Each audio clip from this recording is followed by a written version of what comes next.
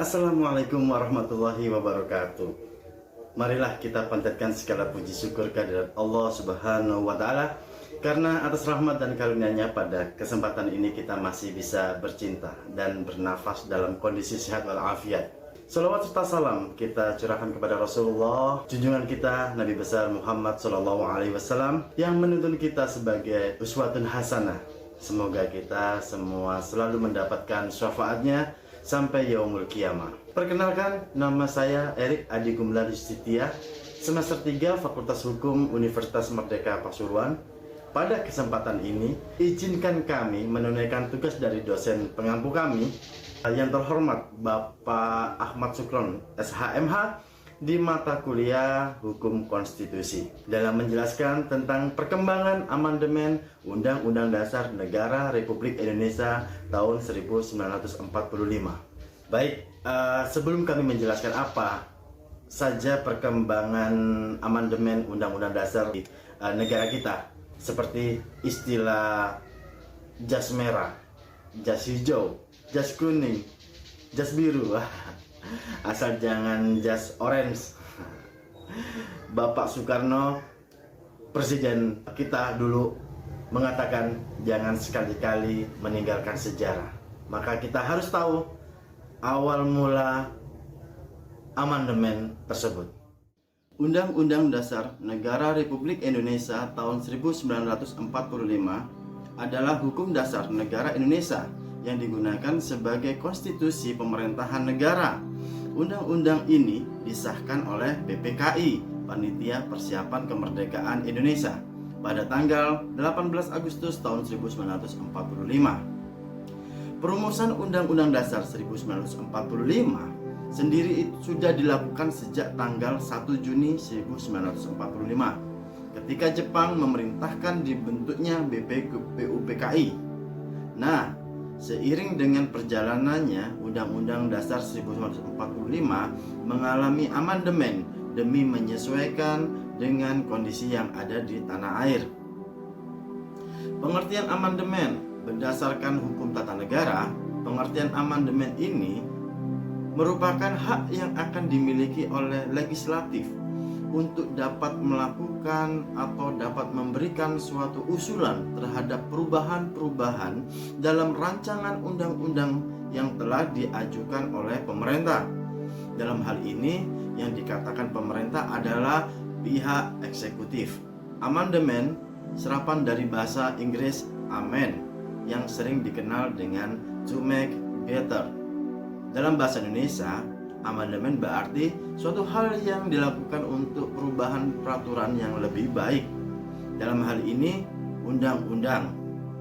Jadi, pengertian amandemen secara umum adalah proses penyempurnaan undang-undang tanpa melakukan perubahan apapun mengenai intisari undang-undang yang asli, tetapi hanya memperbaiki dengan menambah atau merinci undang-undang dasar menjadi lebih lengkap dan jelas. Kata ini umumnya digunakan untuk merujuk kepada perubahan pada perundang-undangan sebuah negara, yaitu amandemen konstitusional. Konstitusional merupakan prinsip-prinsip dasar politik serta hukum yang mencangkup struktur, prosedur, serta kewenangan atau hak serta kewajiban.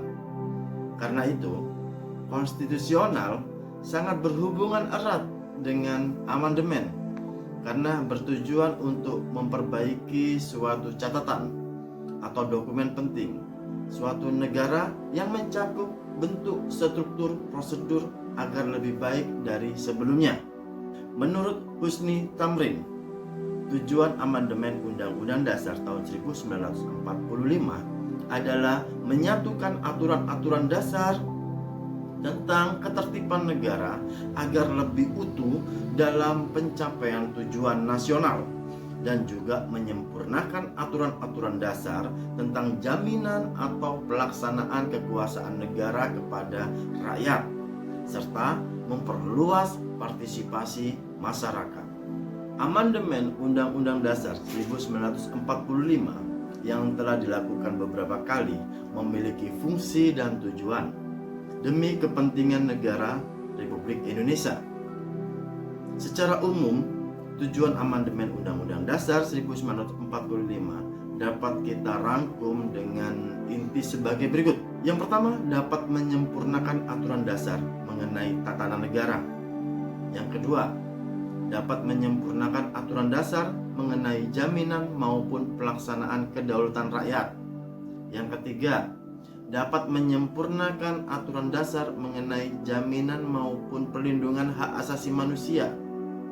Yang keempat, dapat menyempurnakan aturan dasar penyelenggaraan negara secara demokratis atau modern. Yang kelima, dapat melengkapi aturan dasar yang sangat penting dalam penyelenggaraan negara. Dan yang terakhir, dapat menyempurnakan aturan dasar mengenai kehidupan berbangsa dan bernegara.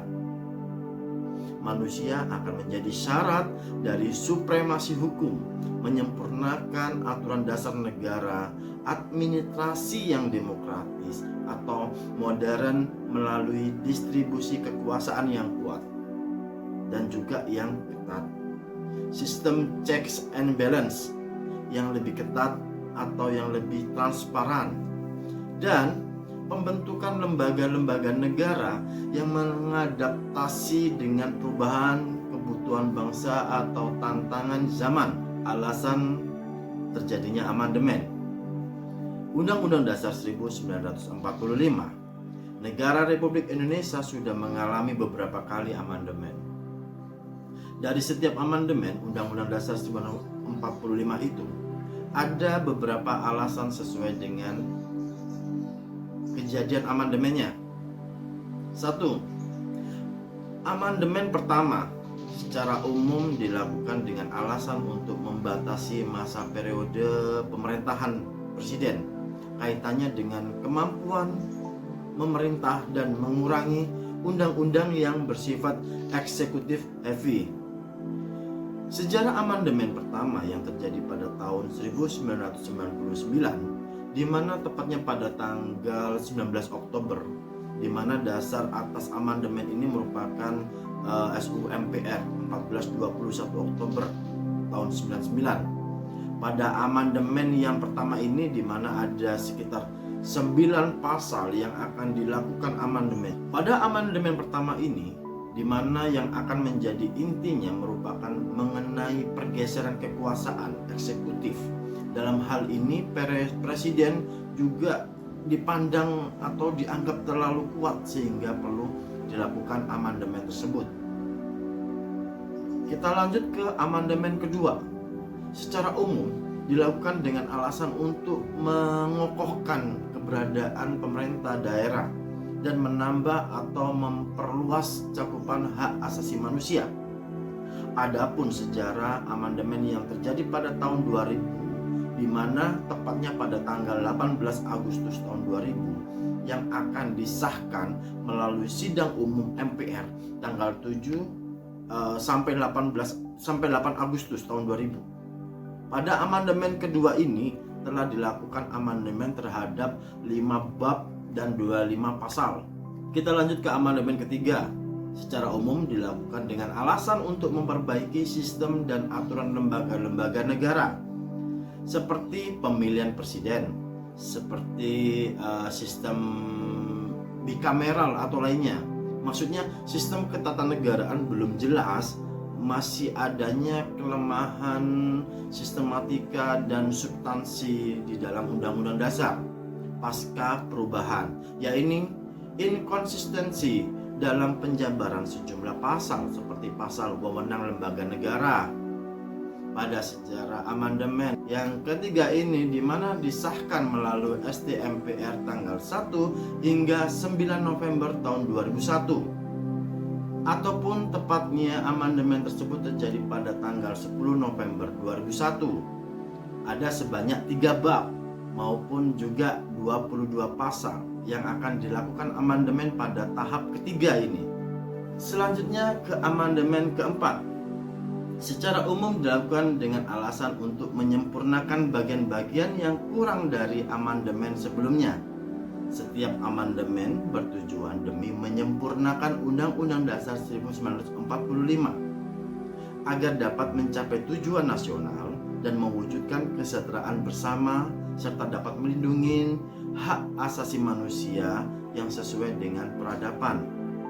Sejarah amandemen yang terakhir, yaitu amandemen keempat yang akan disahkan atau juga dilaksanakan pada 10 Agustus tahun 2002 yang disahkan melalui ST-MPR pada tanggal 1 sampai 11 Agustus 2002. Pada amandemen yang terakhir ini juga akan dilakukan perubahan yang lebih sedikit jika kita dibandingkan pada perubahan sebelumnya, di mana hanya dilakukan amandemen terhadap 2 bab maupun juga 13 pasal saja.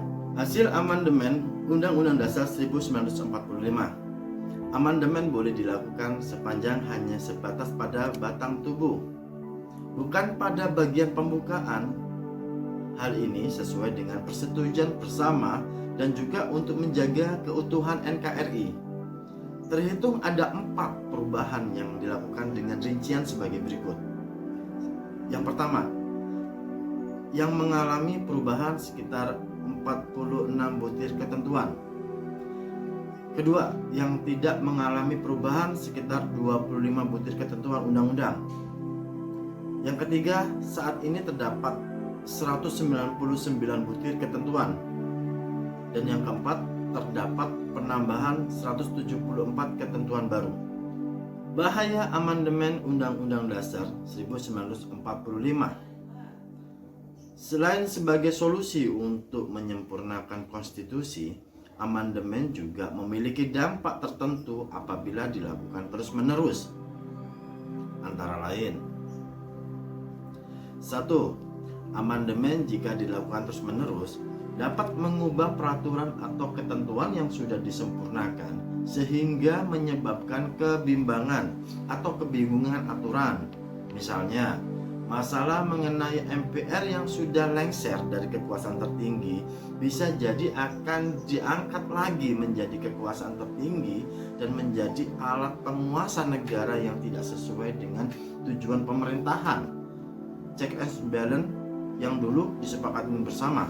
Dengan terjadinya amandemen terus-menerus, rakyat akan bingung karena sistem yang sering berubah-ubah sehingga hal-hal yang berkaitan dengan rakyat menjadi simpang siur. Misalnya, dalam pemilihan presiden secara langsung dipilih oleh rakyat dan tidak pemilihan presiden secara langsung dipilih oleh rakyat dan tidak terus-menerus berubah. Rakyat bukannya antusias, malah akan menimbulkan sikap acuh atau tidak peduli dengan aturan yang berubah seenaknya.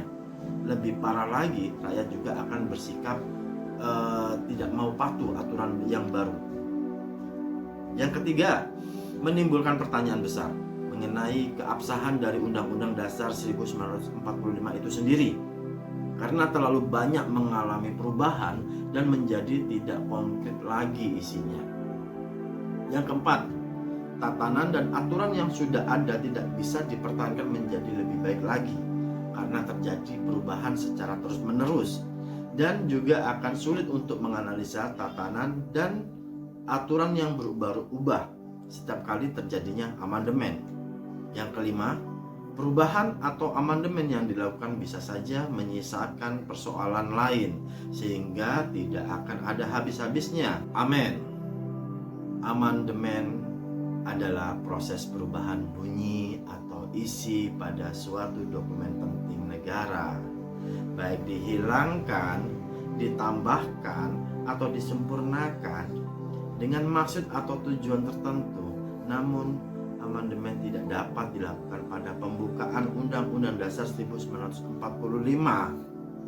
Karena pada pembukaan Undang-Undang Dasar 1945 sudah termuat cita-cita dan tujuan bangsa Indonesia. Amandemen memang bisa menjadi solusi ketika dasar negara tidak lagi sesuai dengan perkembangan zaman. Tetapi amandemen Undang-Undang Dasar 1945 tidak boleh dilakukan terus-menerus. Sebab itu hanya akan memperlihatkan sebuah bangsa yang tidak berpendirian. Kepastian hukum akan goyah. Apabila ada pertanyaan apa yang terjadi jika Undang-Undang Dasar Negara Republik Indonesia tahun 1945 tidak diamandemenkan. Maka menurut saya pribadi, negara akan kacau, terjadi perselisihan tidak kondusif, karena Undang-Undang Dasar 1945 yang sudah diamandemenkan tidak sesuai dengan situasi atau kondisi yang masyarakat sekarang ini. Jadi Undang-Undang Dasar 1945 yang sudah tidak sesuai dengan zamannya seharusnya bisa diganti atau diperbaharui sesuai dengan tantangan di zaman modern. Semoga apa yang kami sampaikan bermanfaat untuk semuanya. Akhirul kalam, terima kasih yang sebesar-besarnya. Wabillahi taufik wal hidayah. Wassalamualaikum warahmatullahi wabarakatuh.